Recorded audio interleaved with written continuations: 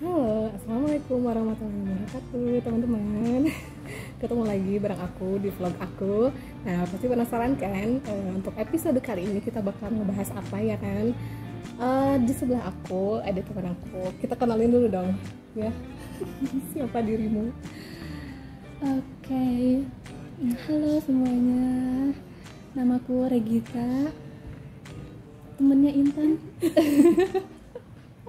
Oke, Regita.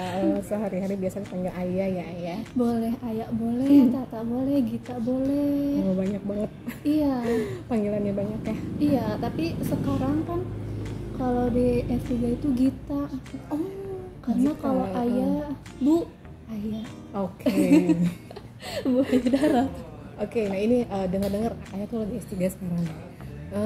Sebenarnya kesulitan untuk bisa mencapai titik S3 itu apa sih kesulitannya? Kalau boleh tahu, ada nggak sih kesulitannya? Kesulitan. Hmm. Kalau nanya kesulitan, nggak bisa. Mungkin hal itu bisa bagi Ayah kesulitan, tapi bagi yang lain enggak. Karena kan manusia fleksibel ya. Terus kalau diibaratin, misalnya kita sekarang nih di perpus itu kan di lantai 2. Saat kita lihat ke lantai bawah, ke lantai 1 itu kayak kecil, ya kan? Tapi saat kita di lantai 1, kita lihat ke lantai 2 kayak tinggi, kayak sulit gitu. Iya, bener. Iya. Nah, Tapi ternyata kenyataannya ya relatif. Sama kayak pas kita SD ngelihat buku-buku SMA atau SMP kayak yang susah gitu iya, kan. Oh, berat gitu kan. iya. Tapi setelah kita jalani ternyata biasa aja. biasa karena Intan pinter. Enggak, aku biasa aja. Lebih pintaran Ayah ya. Tapi pas kita ada di titik S1, kita lihat nggak sengaja lihat buku SMP SMA, mudah nggak? Relatif ya. Mudah lah. Oh, luar biasa calon dokter pemirsa. Gitu. Jadi anak SD kelas 6 ngelihat soal-soal buat anak kelas 1 mudah.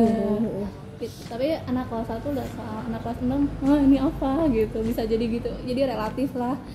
Dan ya tergantung dari siapa yang menjalani, siapa yang melihat, dari mana dia melihat, tujuan melihatnya juga seperti apa. Dan kalau misalnya pingin ya, kalau ada keinginan misalnya pingin S3, ya harus dijalani, harus daftar lah, harus apa sih, harus usaha lah. Dan yang pasti ya ikhtiar, harus banyak belajar ya. iya itu. Terus Iya, harus dilakuin, entarnya harus dijalani apapun yang terjadi. Fokus juga. oke. Selain lanjut lagi studi nih bareng calon dokter. Nah, ini denger Ayah juga kegiatannya suka bela diri juga ya. Taekwondo atau karate nih? Taekwondo. Nah, ini bisa diceritain kenapa sih tertarik dengan taekwondo gitu? Taekwondo sebenarnya itu hobi. Tapi meskipun sekarang S3, hobi taekwondo. Selain taekwondo juga ada ikutan sama ibu-ibu percikan iman. Ada bakti sosial kemarin ke Cirebon, kemana gitu. Tetap itu nggak akan pernah ditinggalin sampai kapanpun. Dan taekwondo ini pure murni olahraga sih. Jadi emang dilarang juga awalnya, dilarang untuk tanding, untuk sparring sama papa.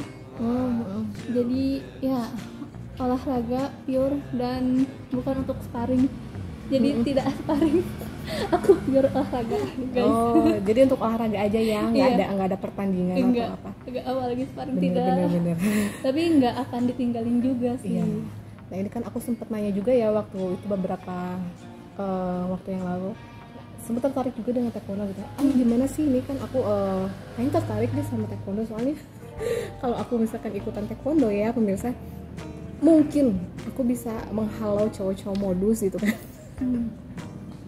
ya kan, karena emang di luaran ya adalah gitu beberapa ya, cowok-cowok kan sekarang banyak yang bagus. Jadi kalau kita nggak bisa bela diri ya udah kita yang habis gitu sama mereka dengan gombalan-gombalan mereka. Nah mungkin ini dengan salah satu fungsi dari bela diri juga untuk bisa membela diri kita sendiri ya Ayah. Iya, apalagi buat cewek-cewek pasti ada lebih peningkatan percaya diri dan lebih mungkin ya nggak ada kata terlambat buat yang ingin belajar bela diri, apapun bela diri itu, mau taekwondo, mau sekarang lagi zaman muay thai misalnya, atau boxing, ikutin tren Korea kan pada suka boxing. Jadi olahraga apapun bela diri itu harus, terutama buat cewek. Kita nggak pingin ya ada apa sih, ada kayak let's say kayak ada yang gangguin tapi kita perlu buat self esteem ya, penjagaan. Kita perlu make sure kalau terjadi sesuatu tapi auzubillahi min dzalik kita enggak itu banget lah gitu. Jadi buat ya emang penting sih bela diri, dan ayo come on kita bela diri. Nah, aku sebenarnya dari beberapa waktu yang lalu juga udah tertarik gitu, cuman waktunya itu loh, waktunya ya takutnya aku nggak bisa ngebagi waktu gitu ya teman-teman gitu. Nah itu kalau misalkan waktunya fleksibel nggak sih untuk belajar bela diri ini? Iya, sebenarnya waktu ini emang tantangan bagi semua sih ya sebenarnya, apalagi yang udah yang kerja, buat yang kaum rebahan juga. Jadi kita kan emang semua dikasih 24 jam. Dan itu tergantung kita gimana cara nge-manage-nya, disesuaikan sama. Dan ya jadi saat ini tuh aku tuh kayak makin belajar, kayak waktu cuma ada segininya, waktu yang singkat dan berlalu dengan sangat cepat itu kan, dan dengan tugas yang seabrek, belum kerjaan, belum ada hobi yang ingin dijalani, hobi yang ingin ditekuni, belum ada yang tetek bengek yang ingin dilakukan juga. Jadi lebih belajar kayak sekarang itu aku bikin list gitu loh, kayak tugas, misalnya tugas gerakan sosial ini deadline-nya harus selesai kapan, dan presentasinya kapan. Jadi makin dibuat serinci-rincinya gitu. Jadi nggak bisa berkutik ini diri. Nggak apa-apa. Produktif itu kan bagus ya. Daripada kita jadi kaum rebahan gitu, lebih baik kita produktif. Tapi kaum rebahan juga itu dia juga struggle loh. Struggle juga Iya.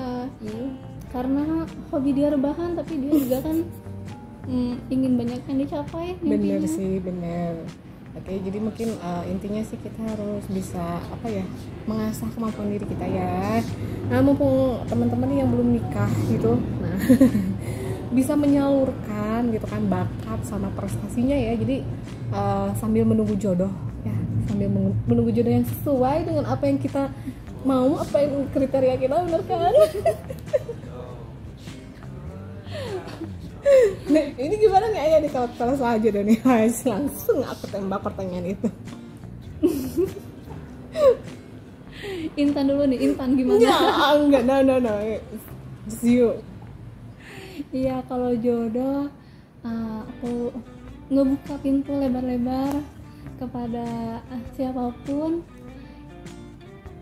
yang Allah pilih. Siapapun. Iya, tapi kan kita kayak punya kriteria ya. Betul. Dan kriterianya tuh enggak apa sih, kalau ntar kita tanya kriteria Intan ya. Baik, aku dikorek-korek pemirsa.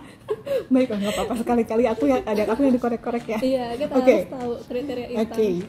Kalau kriteria Ayah itu Ayah tuh pingin dia itu menerima dan memperlakukan Ayah sebagai anugerah.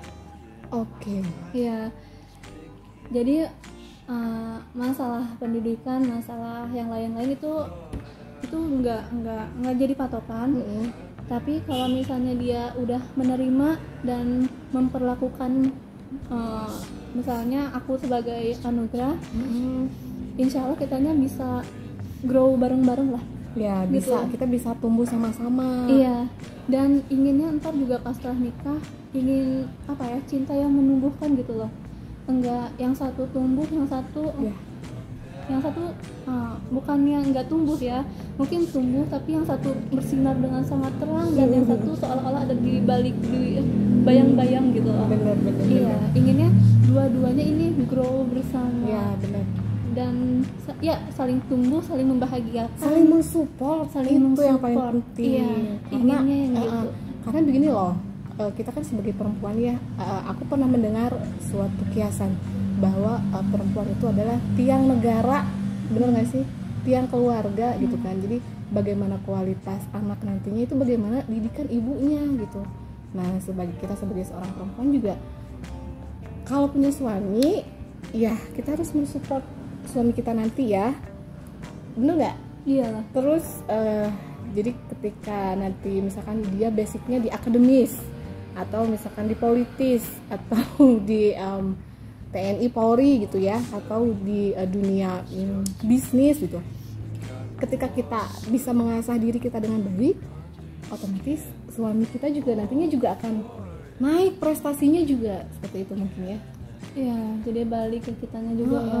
Jadi kita bisa tumbuh bareng-bareng, bisa maju bareng-bareng gitu. Tapi itu harus ada keinginan dari dalam untuk Benar. tumbuh, untuk maju juga. Dan pasangan tuh untungnya mendukung gitu ya.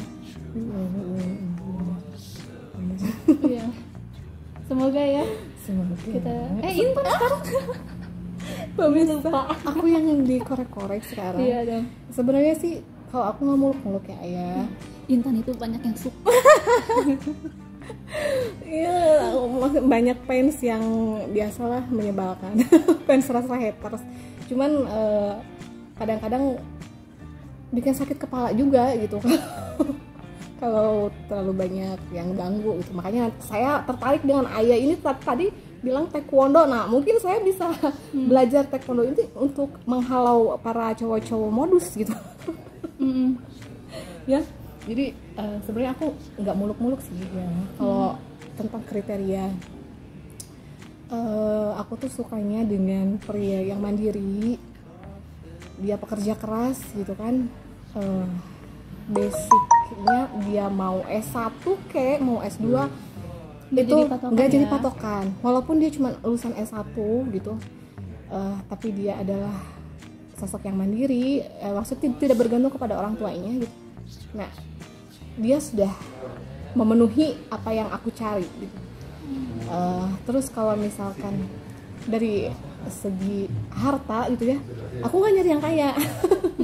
Karena kita bisa bareng-bareng nyari. Iya. Kita bisa bareng-bareng nyari, Usaha bersama. Kalau cowok yang sesuai dengan kriteria itu sudah aku temukan gitu ya, yang mandiri, yang pekerja keras. Jangan sudah.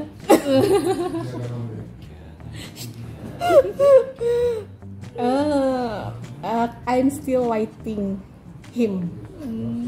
Ya pokoknya aku Udah kode. nggak, maksudnya gini loh, aku tuh heran ya, maksudnya gini, aku nggak tahu juga kenapa aku bisa terjun ke dunia peliputan di TNI gitu ya ayah. Aku liputan di TNI itu dari tahun 2018 dan aku nggak ngerti itu mungkin sudah jalan Allah gitu. Sebenarnya dari awal aku nggak ada sama sekali pengen punya pacar atau pengen punya suami TNI, nggak ada gitu, karena resikonya kita bakal ditinggal-tinggal gitu kan. Iya. Aku sih pengennya Harus siap ya. aku dulu sih nggak muluk-muluk ya, yang penting mah lulus S1 juga udah alhamdulillah gitu. Tapi seiring berjalannya waktu aku liputan di TNI gitu kan, dari tahun 2018 segala macem, loh kok tiba-tiba seiring berjalannya waktu aku suka dengan sosok yang seperti ini gitu. Nah, jadi mewakili sosok yang mandiri, yang pekerja keras itu ternyata ada di dalam diri seorang prajurit gitu. Ada di dalam diri seorang TNI. Walaupun dia cuma letnan aja, entah itu dia letnan 1 atau letnan 2, tapi kan nanti bisa barengan gitu kan. Kita bisa bareng-bareng sama-sama belajar. Prosesnya. Betul, bisa berproses karena yang penting aku bisa mendukung dia dan dia juga bisa mendukung aku, seperti itu. Iya, dan Intan ini sibuk banget loh. tapi baik juga. Makasih. Iya, karena selain aktif jadi jurnalis, Intan juga kan itu ya aktif di partai juga. Ya nggak tahu lah, itu mungkin sudah jalan. Iya, dan udah sibuk gini juga masih mau bantuin kampus buat akreditasi. Iya. Maka dari itu kita ketemu. Ya kita ketemu ya waktu itu. Iya. Oh teman-teman, kita ketemu waktu pas akreditasi kampus waktu itu. Iya, waktu akreditasi S2. Iya. Dan kita ketemu. Tapi waktu itu Intan bukan aktif di partai yang sekarang ya? Bukan, aku ganti karena partai yang kemarin itu ada sesuatu hal. Bukan. Cowok lagi makanya aku males, pemirsa. Pengalaman partainya aja banyak. Makanya aku ingin segera dihalalkan ini supaya namanya cowok-cowok modus udah capek. Iya, soalnya Intan itu bersinar banget sih. Sunbreak. Iya. Itu sinarnya udah ada tuh di belakang. Sunshine. Astagfirullahaladzim. Iya. Aduh, ya udah. Kita lanjut aja ke obrolan kita. Kan aku yang nanya Aya, kenapa jadi Aya yang nanya aku? Penting karena kita juga pengen tahu Intan. Aku yang dikorek-korek. Aduh. Baiklah, jadi kata-kata terakhir sebelum kita pamitan, oke? Jadi pesan-pesan terakhir untuk teman-teman yang mungkin punya cita-cita, gitu kan ya, supaya mereka bisa menggapai cita-citanya itu dengan mulus, gitu kan, dengan sesuai dengan harapan mereka. Nah, pesan-pesan kamu kayak gimana sih? Ingin meraih cita-cita, goal, bisa di bidang apapun ya. Yang lagi kerja ingin karirnya meningkat, ada yang ingin sekolahnya, studinya lancar, cepat lulus, cepat dihalalin. Pokoknya apapun cita-citanya, yang pertama itu bergantung ke yang kuat sih. Kita harus bergantung, kita lemah, kita sadar kita lemah. Terus banyakin doa ya. Bergantung sama Allah, doa tapi si doa itu diperkuat sama usaha. Kalau kita ngedeketin Allahnya tuh kayak lo serius gak sih ngedeketin gue, kita juga kan suka gitu ya. Dan bukti keseriusan kita itu ada caranya, ada beda-beda. Ada yang ngedeketin Allah tuh dan kayak dia dengan pingin menghafal Quran sampai hafal 30 juz, ada yang dia istiqomah dengan duha, ada yang istiqomah dengan tahajud, ada yang baik sekali dengan orang tua ibunya, kayak Uwais Al-Qarni kan. Iya kan? Uwais Al-Qarni itu kan enggak terkenal dan enggak ingin dikenal juga. Dibilang sahabat Rasulullah juga kan belum pernah ketemu sama Rasulullah. Karena saat menemui Rasulullah sedang perang, dia khawatir ninggalin ibunya sendiri. Akhirnya dia kembali lagi ke ibunya karena nggak tenang ninggalin ibunya sendiri. Pas Uwais Al-Qarni kembali ke ibunya, Rasulullah datang. Siti Aisyah menyampaikan, tadi ada yang datang, Uwais Al-Qarni ingin menemuimu. Kata Rasulullah, kalau ada yang ketemu lagi sama Uwais Al-Qarni, mintalah doa kepadanya karena ia adalah penghuni surga. Padahal belum pernah ketemu, dan sejak saat itu Uwais Al-Qarni itu viral. Semua orang ingin ketemu, ingin minta doanya Uwais Al-Qarni pada waktu itu tuh. Tapi Uwais Al-Qarni itu lucunya, kalau sekarang kan orang-orang ingin terkenal. Kalau Uwais Al-Qarni ini dicari, ingin dimintain doa sama sahabat-sahabat, malah lari ke penjuru, ke desa yang terpencil. Dia nggak pingin terkenal, tapi akhirnya dan akhirnya ya ketahuan juga, dan sahabat minta doa juga. Dan benar kata Allah, kalau misalnya Allah udah mencintai hamba, Allah akan bilang ke Jibril, aku mencintai dia. Dan apa yang dikatakan Jibril bakal mengerahkan seluruh pasukannya untuk cintailah orang yang Allah cintai ini, si Fulan bin Fulan, karena Allah mencintai dia. Dan apa yang terjadi? Semua yang ada di bumi, di langit mencintai dia.